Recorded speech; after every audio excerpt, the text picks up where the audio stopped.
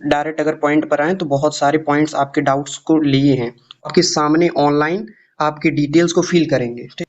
Hello everyone, इस video में हम लोग डिस्कस करेंगे कि आपके जो कॉमन डाउट्स आ रहे थे उन सारे डाउट्स का मैं जवाब इस वीडियो में दूंगा।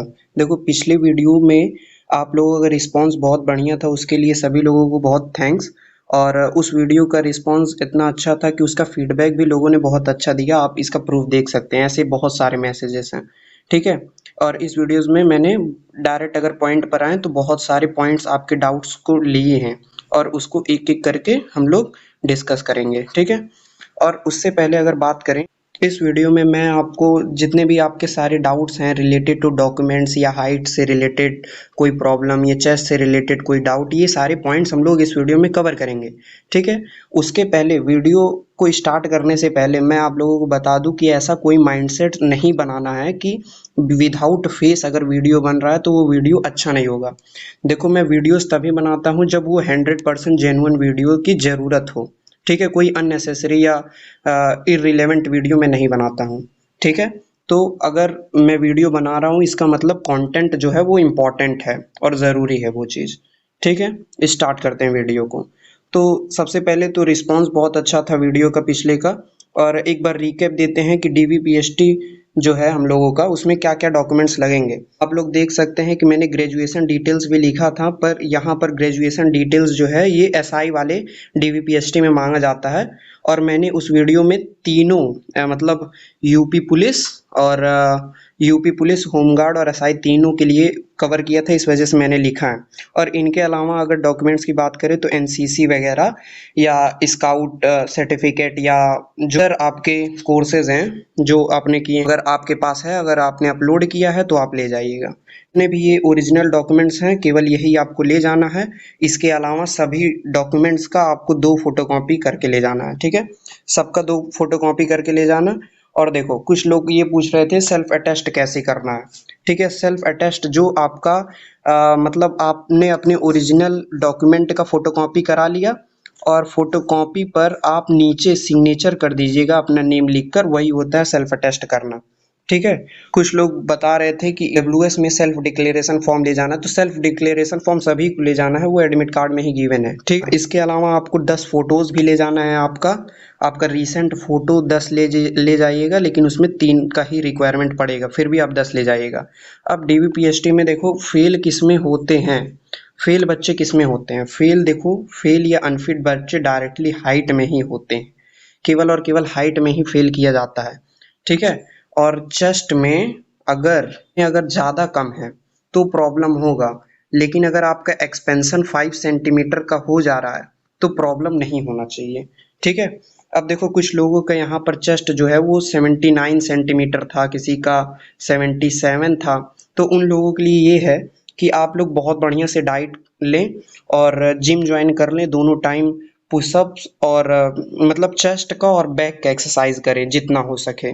ठीक है। इसके अलावा एक्सपेंशन का प्रैक्टिस कर सकें, ब्रीथिंग वगैरह का एक्सरसाइज करते रहें। और हाइट देखो 168 फॉर बॉयज रहना चाहिए, अगर बॉर्डर पर है तो भी प्रॉब्लम नहीं होगा, लेकिन अगर आपका कम है, ठीक है, तो प्रॉब्लम हो सकता है। 168 से प्लस ही होना चाहिए हाइट, क्योंकि हाइट जो है उन लोग ऊपर ज़्यादा तेज प्रेस करके मेजर करते हैं, जिस वजह से हाइट से ही बच्चे फेल होते हैं। देखो, इसका आंसर क्या है, मैक्सिमम बच्चे हाइट में ही फेल हो रहे हैं वहां पर। उसके बाद आपके कॉमन डाउट्स जो हैं, किसी को साथ में ले जा सकते हैं। देखो, किसी को साथ में ही लेके ना जाओगे वहां पर, या फिर अकेले भी जा सकते हो। किसी को साथ में ले जाओगे तो अंदर अलाउड नहीं है, केवल अंदर तुम अलाउड रहोगे। ठीक है। एडमिट कार्ड और आधार कार्ड लेके एंट्री होगी तुम्हारी। ठीक। उसके बाद अगर चश्मा लगा है तुम्हें, तो चश्मा किसी को भी लगा है तो वो डीवीपीएसटी के प्रोसेस में चश्मा पहन के ना जाए। ठीक है। चश्मा वगैरह ये मेडिकल में चेक होगा, लेकिन यहाँ पर चेक नहीं होगा, लेकिन चश्मा लगा के जाना नहीं। ठीक है। अब ये भाई जो हैं इनका 60,000 वाली वैकेंसी में हाइट ज़्यादा मेज़र की गई थी, लेकिन यहाँ होमगार्ड में 167.1 मेज़र हुआ है और मैनुअल मेज़र किया गया, अनफिट कर दिया गया। तो इस प्रोसेस में आप लोग क्या करेंगे, तो यहाँ पर अब ये फेल डिसीजन आ गया है इनका। तो मैंने इनसे पूछा कि इन्होंने अपील किया, तो ये बोले कि अपील करने ही नहीं दिया गया। तो ये तो बहुत गलत चीज़ है कि अपील, अगर मान लो कोई भी स्टूडेंट हाइट और चेस्ट में फेल होता है तो उसको एक ही ऑप्शन है, उसको अपील करना है। किसी भी सिचुएशन में उसको अपील करना ही पड़ेगा, ठीक है। तो फिर भी अगर ऐसा कुछ हो जाता है आपके पास, तो आपके पास अब ऑप्शन है हाई कोर्ट का, ठीक है। हाई कोर्ट ही इसका ऑप्शन है, ठीक ना पड़ेगा। फिर इसके बाद इनका हाइट मेजर होगा, और ऐसा हो भी चुका है 60,000 वाली वैकेंसी में, जहां पर उनका हाइट मेजर कम हुआ था और उन्होंने केस किया, ठीक है। क्वालिफाई होने पर कुछ पेपर्स देते हैं क्या? तो क्वालिफाई होने पर कुछ पेपर वगैरह या रिटर्न में कुछ भी नहीं देंगे वो लोग देखो, कुछ सेंटर्स पर बाहर लिस्ट लगाई जाती है कि कौन लोग फिट हो गए, कौन लोग अनफिट हो गए, लेकिन बहुत सारे सेंटर्स पर कोई लिस्ट नहीं लगता है। तो आप लोगों को कैसे पता चलेगा कि आप डीवी पीएचडी जो है वो सक्सेसफुली पास हो गए हैं? तो आपको, जब आपका डीवी और पीएचडी हो जाएगा, हाइट और चेस्ट मेजर होने के बाद आपको कंप्यूटर स्क्रीन पर भेजा जाएगा, और वहां पर वो आपके सामने ऑनलाइन आपकी डिटेल्स को फिल करेंगे, ठीक है। वहां पर आपको देखना है ध्यान से कि दो तीन बॉक्स बने होते हैं, ठीक है। एक देखो, सबसे पहले तो वो लोग आपके डिटेल्स को फिल करेंगे कि रिजर्वेशन किस में है, ओबीसी में, एससी में, एसटी में है, ठीक है। और हाइट का डाटा लिखेंगे 173 सेंटीमीटर है, चेस्ट का लिखेंगे 80 से 80, 80 से 85 हुआ है। उसके बाद से यहाँ डीवी लिखा रहेगा, एक में पीएचडी लिखा रहेगा और एक में कुछ और लिखा रहता है। तो डीवी में वो लिखेंगे फिट, ठीक है। फिर पीएचडी में वो लोग लिखेंगे फिट। तो इन दोनों में फिट मतलब आप कंप्लीटली फिट हो गए। देखो, बहुत लोगों का ये प्रॉब्लम है कि फॉर्म फिल करते वक्त उन्होंने सेंट्रल का ईडब्ल्यूएस सर्टिफिकेट अपलोड कर दिया है, या सेंट्रल का कोई ओबीसी अपलोड कर दिया, ओबीसी सर्टिफिकेट। ऐसा बहुत लोगों का है। और इस केस में देखो, अगर आपके पास उसी टाइम का, सेम पीरियड का आपके पास वैलिड डॉक्यूमेंट है, तो आप उसको ले जाइए और एफिडेविट बनवा लीजिए, ठीक है। लेकिन मैक्सिमम चांसेस ये हैं कि आपको यूआर में काउंट कर दिया जाएगा। This is the sad reality, ठीक है। जनरल में डाल दिया जा सकता है मोस्ट प्रोबेबली, लेकिन अगर स्टाफ अच्छे होंगे तो वो लोग छोड़ भी सकते हैं। सब कुछ स्टाफ पर ही डिपेंड करता है। हाइट और चेस्ट में बहुत सारे डाउट्स आ रहे थे, ठीक है। हाइट कैसे मेजर हो रहा है, हाइट कैसे मेजर हो रहा है, चेस्ट कैसे मेजर हो रहा है, ये बहुत सारा डाउट था बहुत सारे लोगों का।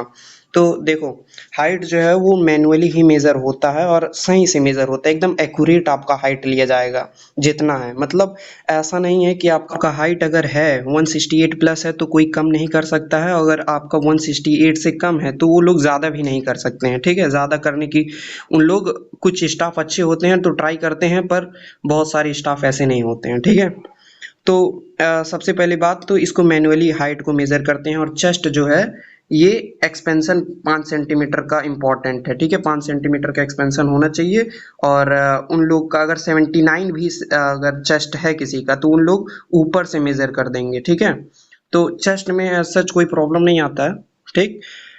लेकिन आपका एक्सपेंशन होना चाहिए परफेक्टली। उसके लिए इन दोनों के लिए आप स्ट्रेचिंग वाला एक्सरसाइजेस करिए। चेस्ट के लिए पुशअप्स वगैरह, और बैक एक्सरसाइज करिए, बैक का एक्सरसाइज, ठीक है। जिम ज्वाइन कर लीजिए, वो ज़्यादा बेटर रहेगा कुछ दिन के लिए। कितने बजे सेंटर से बाहर निकल गए थे? देखो, सेंटर पर हम लोग 9 बजे टाइमिंग है, 9 बजे पहुंच जाना है, ठीक है। अब काम तो खत्म हो जाएगा 12 बजे तक। आपका डीवी पीएचडी का प्रोसेस है वो मोस्ट प्रोबेबली ओवर हो जाएगा 12 बजे तक, लेकिन आपको छोड़ा नहीं जाएगा, आपको छोड़ा जाएगा 3 बजे के आसपास, ठीक। बहुत सारे लोग ऐसे होंगे जो सुबह पूरा खाना खा के वहां पर जाएंगे सेंटर पर। तो देखो, पूरा पेट नहीं भरना है आपको, क्योंकि चेस्ट एक्सपेंशन के लिए पेट का जो एयर है वो चेस्ट में जाना चाहिए, जिस वजह से फुलाव अच्छा आता है, ठीक है। तो बहुत सारा खाना मत खाना, कुछ लाइट वेट ब्रेकफास्ट करके जाना सेंटर पर। अब देखो, यहाँ पर डाउट है चेस्ट में फेल करते हैं या नहीं। देखो, चेस्ट में बहुत रेयरली फेल करते हैं। अगर कोई फुल एक्सपेंशन 2 सेंटीमीटर का कर रहा है या 1 सेंटीमीटर वो कर ही नहीं पा रहा है, उस केस में कर सकते हैं, पर मेरे सेंटर में ऐसा हुआ नहीं था, ठीक है। भाई, कैरेक्टर सर्टिफिकेट की ज़रूरत है क्या? कैरेक्टर सर्टिफिकेट देखो, ये मेडिकल के टाइम पर मांगा जाता है, यहाँ पर नहीं मांगा जाएगा।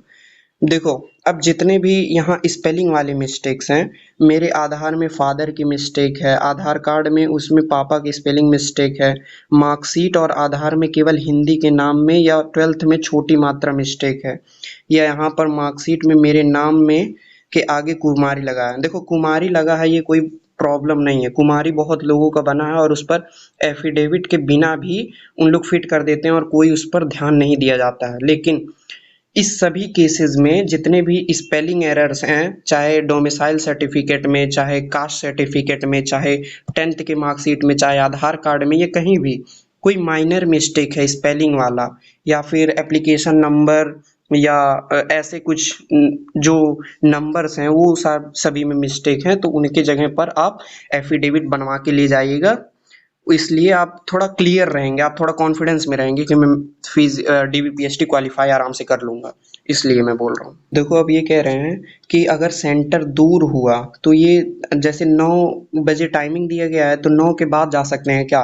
देखो, आपको अगर दूर है सेंटर तो पहले निकल जाना ज़्यादा बेटर होगा, लेकिन फिर भी किसी केस में 9 बजे से ज़्यादा लेट हो जाता है, 9:30 बज जाते हैं, तो भी कोई प्रॉब्लम नहीं होगा, उन लोग एंट्री ले लेंगे और आपका डीवीपीएसटी भी हो जाएगा, ठीक है। हाइट और चेस्ट में एक ही मौका देते हैं या फिर और भी मौका देते हैं? तो हाइट और चेस्ट में अगर मान लो चेस्ट किसी का मेजर हो रहा है और वो पहली बार में फुला नहीं पाया, एक्सपेंड नहीं कर पाया चेस्ट को, तो उसको एक दो बार और मौका दिया जाएगा उसी पॉइंट ऑफ टाइम पर। लेकिन अगर वो उस टाइम 2 बार फेल हो गया बार बार, तो उसको अलग कर दिया जाएगा और उसको अलग, मतलब जो जो भी पीएचडी में फेल हो रहे हैं उन लोगों स्टूडेंट्स को अलग कर दिया जाता है और लास्ट में उनसे अपील का फॉर्म भरवा के रीचेक होता है उन सभी का। भाई, डेट बढ़वाना है, अगर मान लो 25 को डीवी है और उसी दिन दिल्ली पुलिस का फिजिकल भी है, तो इस केस में आप 23 या 24 को अपना एडमिट कार्ड लेकर पहुंच जाइए दिल्ली पुलिस का और दिखा दीजिए कि मैं अवेलेबल नहीं रह पाऊंगा, मेरा हेल्प करिए किसी केस में। तो वो लोग आपको अदर डेट दे देंगे या रिजर्व डेट दे देंगे। कितने बजे सेंटर से बाहर निकलें? तो ये 2 या 3 बज जाता है सेंटर से बाहर निकलने में। डॉक्यूमेंट्स के कितने सेट चाहिए? देखो, ओरिजिनल डॉक्यूमेंट्स ले जाओ सारे और सभी का 2 फोटोकॉपी करा लो, फोटो 10 फोटो ले जाओ। और सेंटर के अंदर फ़ोन अलाउड है? देखो, सेंटर के अंदर फ़ोन अलाउड होता है, लेकिन जहाँ पर आपका डीवीपीएसटी होना है, ठीक है, उस रूम में या उस हॉल में आपका फ़ोन नहीं अलाउड है, वहाँ पर वीडियोस बनाना अलाउड नहीं होता है, ठीक है।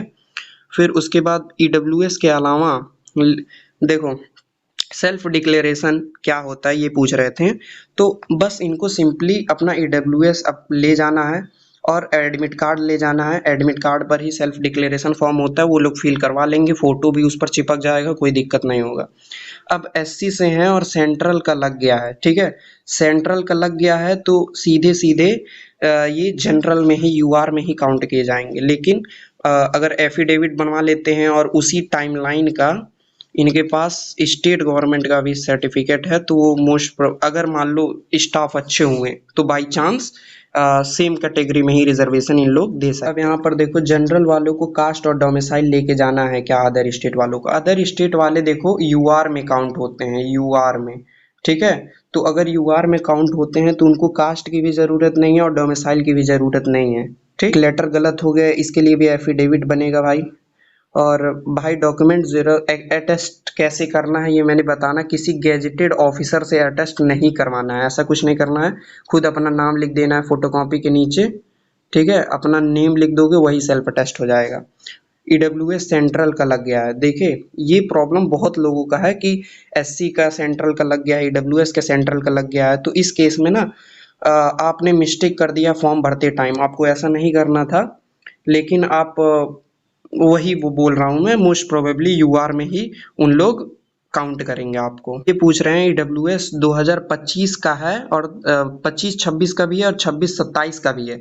देखो, तुमको ईडब्ल्यूएस वही ले जाना है जो तुमने फॉर्म भरते टाइम अपलोड किया वहाँ वेबसाइट पर, ठीक है, और 25-26 वाला ही वैलिड होगा, क्योंकि 1 अप्रैल के बाद से ही वो बना हुआ रहना चाहिए।